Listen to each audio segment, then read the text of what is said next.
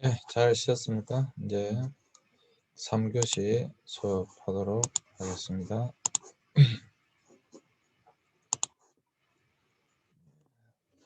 자녀 양육의 어려움. 다문화 가족의 현안 문제 중에 자녀 양육 어려움. 다문화 가족의 구성이 주로 가족 중심의 문화인 아시아 국가 출신들로 이루어져 있기 때문에 이들 가정의 중심에는 자녀가 자리 잡고 있습니다.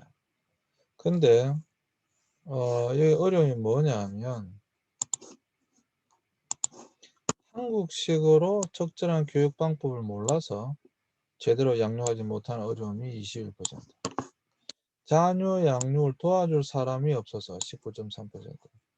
자녀의 낮은 학업 성취도 13.4%. 학업의 어려움을 겪고 있을 때 도와주지 못해서 10%. 직장 때문에 직접 양육하지 못해서 8%. 자녀 양육 방식의 차이 6.7%. 자녀의 사춘기 관리의 어려움 5%. 여기 보시면 학업과 관련된 것이 약 25% 정도 됩니다. 그래서 여기까지면 25%가 아니네요. 여기까지면 뭐 한 절반 가까이 되죠. 그래서 자녀 양육이라 할 때 그 아이를 효과적으로 잘 도울 수 있는, 교육시킬 수 있는 그러한 어려움들이 존재한다 라고 하는 겁니다. 그래서 많은 사실 도움이 필요한 것이 사실이에요. 다문화 자녀의 문제 속에서 많은 도움이 사실 필요합니다. 그 다음에 이제 고부간의 갈등. 이제 사실 제일 힘든 게 뭐냐면 남편 다음으로 시어머니다. 고부 열전에도 나와 있다시피 시어머니와의 의사소통의 어려움, 또 한국 시어머니 특유의 지나친 사생활 간섭, 시집살이라고 하죠. 특별히 여러분 동남아시아는 모계 중심 사회이기 때문에 여자가 더 주도권을 가지고 있는 경우가 많은데 한국은 완전히 뭐 부계 중심 사회잖아요. 그러다 보니까 이런 또 갈등이 있습니다. 또 아랫사람으로 대하는 비인격적인 대우,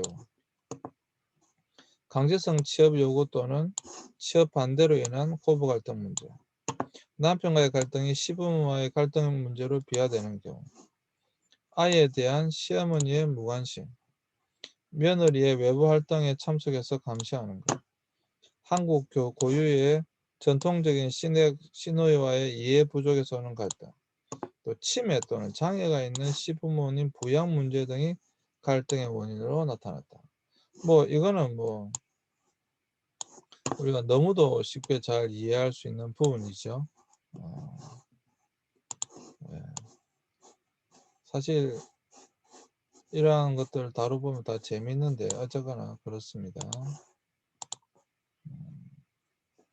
그러니까 다문화 가정 부부들의 문화 적응 유형으로 본다고 한다면 문화 적응은 어느 한순간에 일어나는 것이 아니라 수년이나 때로는 세대에 걸쳐 지속적이고 장시간에 걸쳐서 이루어져야 되는 것인데 베리는 동화, assimilation, 분리, separation, 통합, integration의 영역으로 나타난다라고 보았습니다. 주변화, marginalization, 주변화, marginalization. 구별해 새로운 사회를 접한 이주 여성들은 이 중에 하나를 선택하게 되는데 이는 자신의 사회 적응력과 삶의 질에 영향을 미치게 된다고 봅니다. 자, 동화할 것인가, 분리될 것인가, 통합될 것인가, 주변화될 것인가 이러한 것들을 선택해야 된다라고 본 거예요.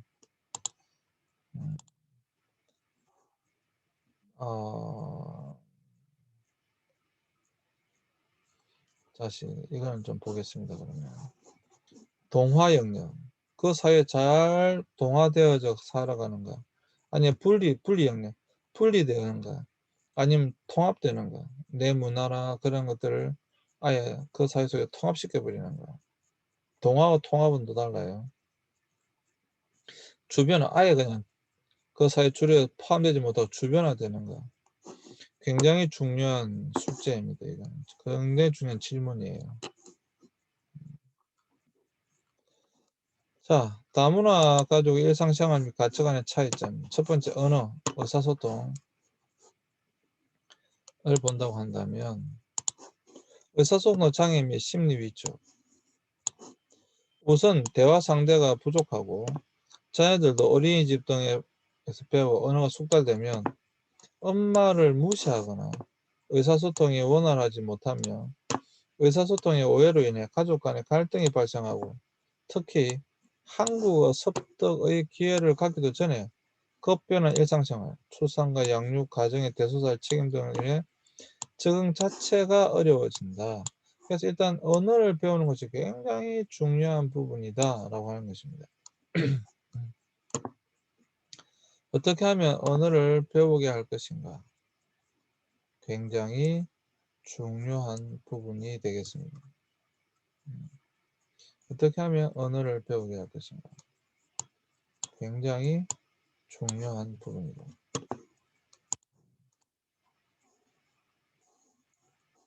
언어를 배우게 해야 된다고 하는 것이죠. 언어 의사소통에 문제가 발생하면 심리적으로 위축될 수밖에 없죠. 당연히. 그래서 의사소통에 또 굉장히 큰 문제가 높임말. 우리 한국말 존댓말 쓰는 것이 사실 굉장히 어려워해요. 그러다 보니까 이제 반말을 쓰다 보니까 이제 문제가 되죠.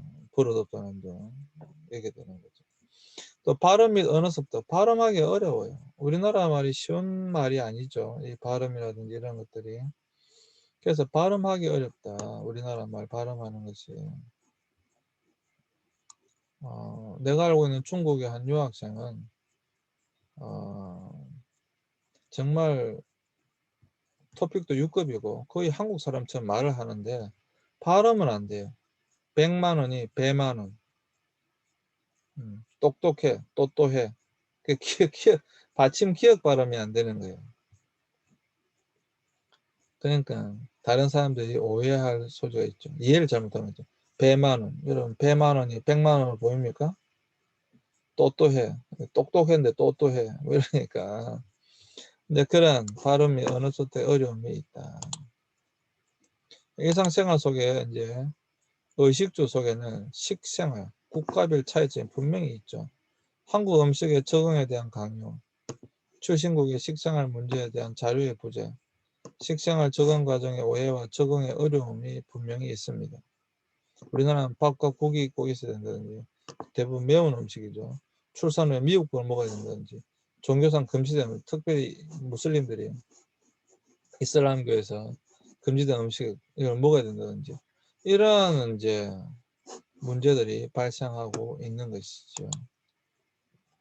또 주우 중에서는 의식 중에 주우 보면 이주민 대부분 주로 침대 사용과 입식 생활 방식을 했는데 한국에 앉아 있는 문화와 온돌 문화를 생소하며 불편하게 느껴져. 또 신발 벗고 들어가는 거 이런 거 굉장히 불편하게 생각합니다. 여러분 앉아 있는 문화가 굉장히 불편한 문화예요. 다리라든지 허리라든지 부담을 주는 거죠. 그러한 것들에 불편해한다. 의복생활. 장소에 따른 의복 예절이나 노출이 많지 않은 단정한 복장 요구, 슬리퍼 착용도 고국에서 편리한 의복이 한국에서는 천박하게 느껴지므로 상당한 문화 충격이 있습니다. 이 부분이 또 굉장히 또 근데 특히 필리핀이나 동남아시아에서 오는 사람은 날씨가 덥기 때문에 그냥 뭐 배꼽 드러내고 아주 뭐 편안하게 아주 반팔티, 나시티 입고 이렇게 다니는 거죠. 근데 우리나라 뭐 문화가 그렇지 않잖아요. 그러니까 그러한 것들에 대해서 복장에 대한 이 갈등이 꽤 작지 않습니다. 네. 복장에 대한 이 문제가 작지 않아요. 그런 것들을 이제 요구하게 되는 거죠. 그리고 슬리퍼 착용. 우리나라는 지금은 뭐 슬리퍼 우리나라 사람도 슬리퍼 신고 뭐 학생들은 또 많이 다니기도 하지만 하여튼 슬리퍼만 신고 다니는 거. 또 이런 것도 문제로 여겨지는 것이죠. 그래서 문화 충격이 올 수밖에 없죠. 가치관.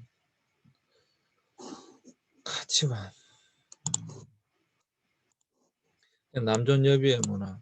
중국, 필리핀, 베트남 여성들이 가장 힘들어하는 부분으로 남녀 간의 불공평하며 과중한 가사와 자녀 양육 부담, 시댁과 친정에 대한 비대칭적 관계에 적극적으로 이야기할수록 갈등이 심화된다라고 하는 것입니다. 아까도 내가 앞전에 이야기했지만 우리나라는 남자를 귀하게 생각하고 여자를 무시하는 그런 경향, 천하게 생각하는 그런 경향이 분명히 있어요. 아직까지도 문화 속에, 지금은 많이 바뀌었지만. 근데 동남아시아 대부분의 국가들은 모계 중심 사회예요. 오히려 여자가 더 남비 여존이에요. 실제로 캄보디아 같은 경우 그게 굉장히 심합니다. 우리는 남자아이가 태어났을 때 굉장히 기뻐하지만 캄보디아만 하더라도 여자아이 태어나면 훨씬 더 좋아합니다. 왜냐하면 결혼할 때 남자가 여자 집에 장가를 가는 겁니다. 그리고 결혼 준비한 모든 돈은 남자가 다 준비해야 됩니다. 그 돈 많이 듭니다. 캄보디아가 가난한 나라에도 한 3천만 원, 2천만 원, 3천만 원 들어요. 결혼식에 필요한 돈만 하더라고요. 그러다 보니까 남자가 태어나는 것을 좋아하지 않아요. 여자가 태어나는 것을 더 좋아합니다. 그리고 또 남자가 여자 집으로 장가를 가는 거고요. 우리는 여자가 남자 집으로 시집을 간다고 그러잖아요.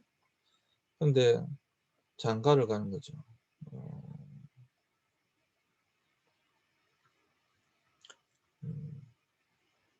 이러한 가치관의 문제, 문화적 차이의 문제, 이것도 작은 문제는 아니다.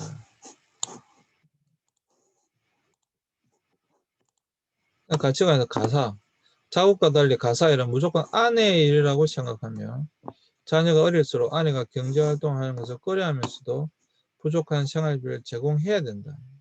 라고. 그러니까 여성이 애도 키워야 되고 돈도 벌어야 되고 농사일도 해야 되고 집안일도 해야 되고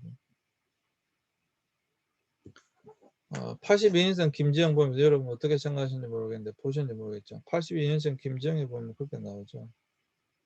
우리나라도 보면 대학을 졸업한 두 남녀가 결혼을 합니다. 아이가 생겼습니다. 그러면 누군가는 아이를 봐야 됩니다. 누가 회사 일을 그만둘 것인가에 대한 문제가 발생하겠죠. 아이를 양육할 사람이 없다고 합니다. 누군가는 아이를 양육해야 된다고 한다면. 자, 남자가 그만둬야 됩니까? 여자가 직장을 그만둬야 됩니까? 이 질문에 대해서 우리는 너무도 당연하고 쉽게 당연히 여자가 직장을 그만두고 애를 봐야지 라고 생각한다는 거죠. 이거는 사실 나도 딸이 3명이 있기 때문에 우리 딸들이 만약에 결혼해서 그렇다라고 하면 나도 슬플 것 같아요.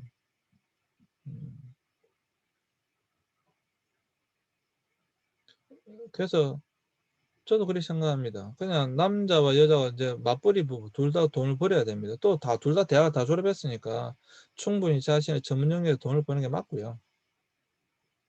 그러면 집에 와서 아내가 음식을 하고 그런 게 아니고 둘 다 밖에서 해결하고 들어오면 돼요. 네. 그러면 집에 와서 설거지할 것도 없잖아요. 실제로 그 도시에서는 아주 일상화된 겁니다. 부엌 폐쇄라고 합니다. 부엌 폐쇄. 집에서 밥해 먹고 그러지 않아요.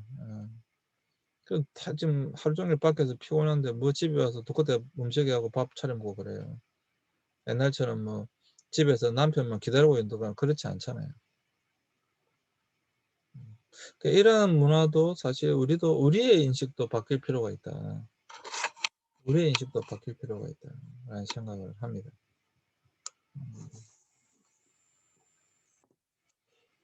바뀔 필요가 있어요.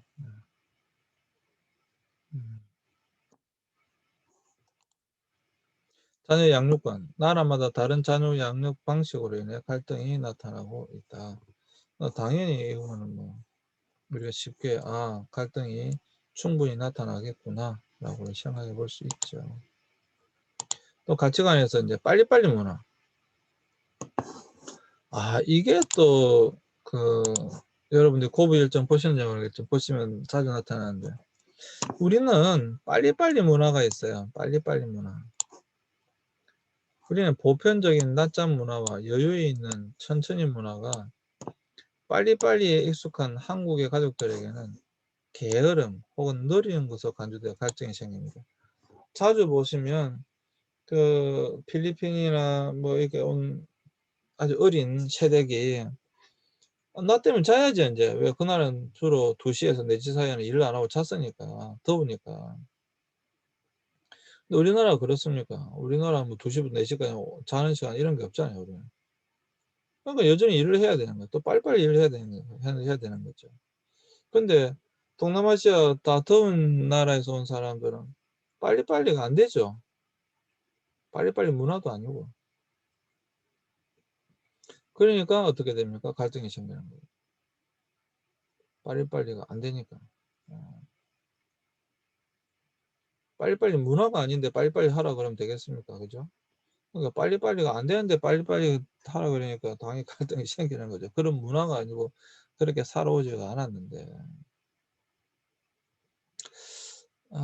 베트남 사람들은 좀 그런 점이 있어요. 굉장히 억측 같은 베트남 여자, 그래서 우리나라 베트남 여자를 좋아하는 거거든요. 베트남 여성들은 굉장히 삶에 대해 악착같이 살려고 하는 그런 면이 있어요. 우리나라 여성들처럼. 그런데 그 외에는 막 악착같이 살려고 하는 그런 게 잘 없어요. 느긋하고. 음, 그게 진짜 느긋한 건지 게으른 건지 뭐 거의 한 중간쯤 되는 것 같아요. 그런 게 있어요. 음.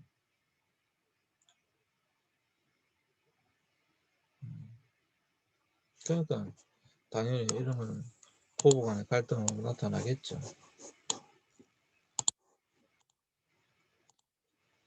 감정 표현. 직접적인 애정 표시나 우sob으로 대답을 많이 하는 문화로 인해 오해, 자국과 달리 비교적 분명한 자기 의견 표시를 미국식이라고 불편해한다. 음.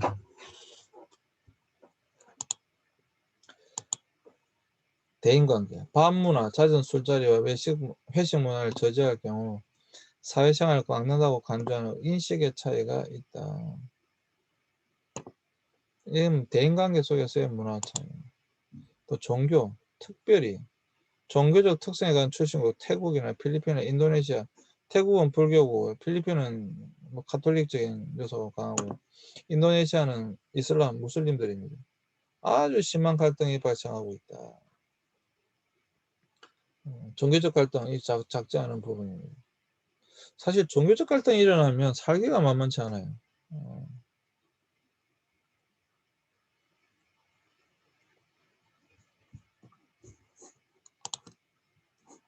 풍습. 다양한 문화적 배경을 가진 이주민들이 한국의 문화에서 적응하며 살아가는 동안 여러 가지 다른 풍습으로 인해 어려움을 겪을 수밖에 없습니다. 그러니까 상대에 따른 인사법과 제스처정이 복잡하고 한국 특유의 예절 문화와 특별한 존칭 사용에 스트레스가 상당합니다. 또 가족 행사와 결혼관, 장례 및 제사, 이사 등 너무나 많은 다양한 풍습들이 있습니다.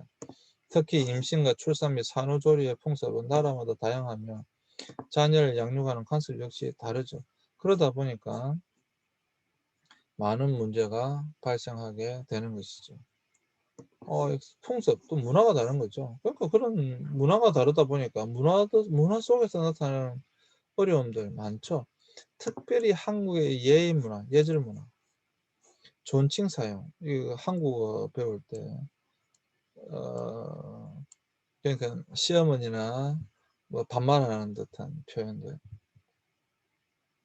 그건 뭐 저도 우리 유학생들 14명과 같이 있어 보면 유학생들이 잘함에도 불구하고 주로 반말하는 경우도 있어요. 그냥 자기 반말해서 반말하는 게 아니고 표현을 못해서 그렇게 나오는 경우들이 있어요.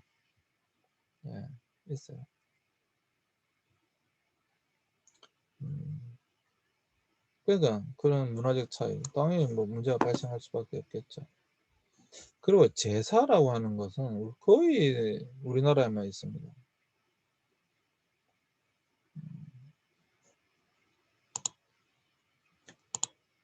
자, 다문화 가족을 위한 국가 정책으로서의 다문화주의와 통합주의. 이거는 굉장히 사실 중요한 부분인데요.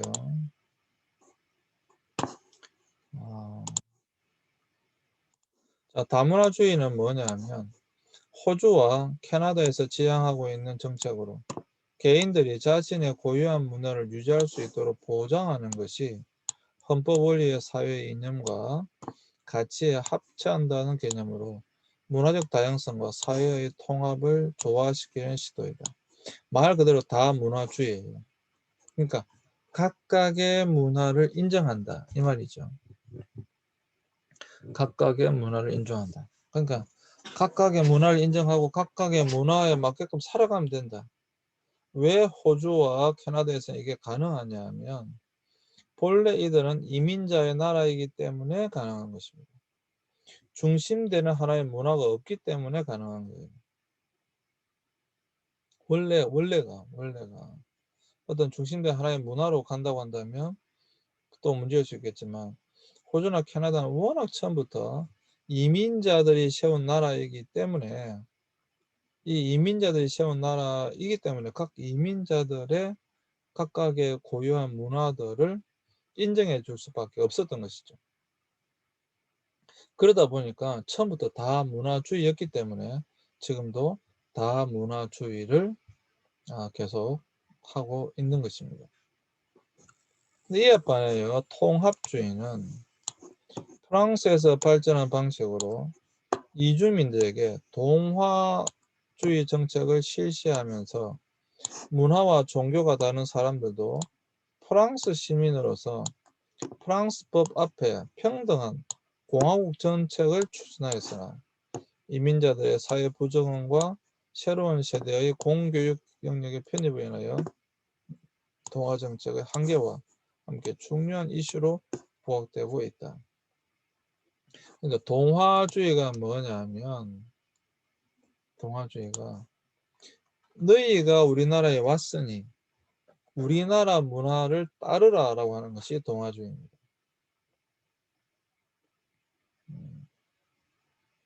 특별히 자신의 문화에 대한 굉장한 자부심을 갖고 있는 프랑스 같은 나라는 당연히 이것을 요구할 수밖에 없는 것이죠. 너희가 우리나라에 들어왔으니 너희가 우리나라 문화에 따라야 된다라고 하는 것입니다. 그런데 사실 뭐 로마에 가면 로마의 법을 따라라고 어떻게 보면 너무도 당연한 거잖아요. 그죠? 프랑스에 갔으니까 프랑스 문화를 따라가야죠. 당연한 거지. 프랑스 법을 따라야지. 당연한 거지. 당연한데 당연하지 않는 문제가 발생하는 거죠. 그게 뭐냐면 이제 이슬람 종교예요. 이슬람교를 믿는 사람을 무슬림이라고 하는데 무슬림들은 어떤 법보다도 더 위의 법이 그들의 종교법입니다. 샤리아법이라고 합니다.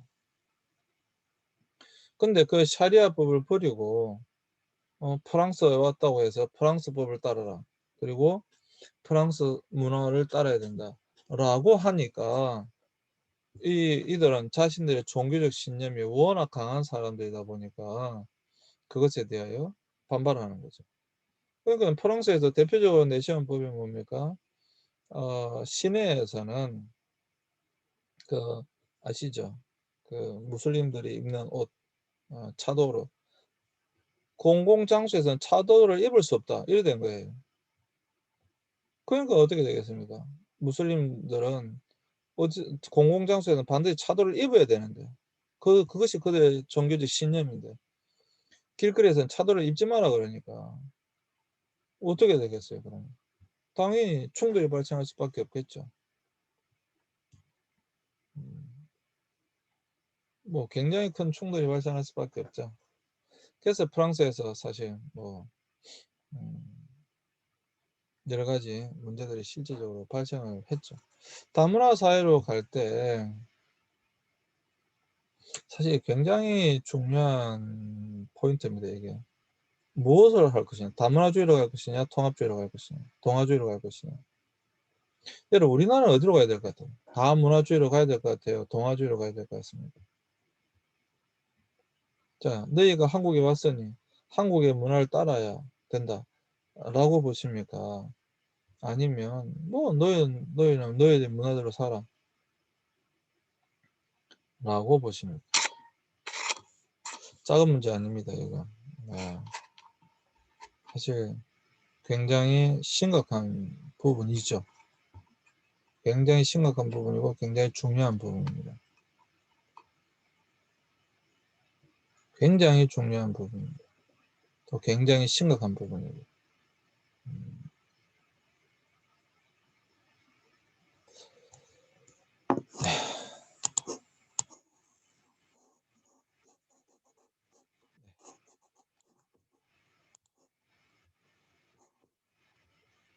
잠시 쉬겠습니다.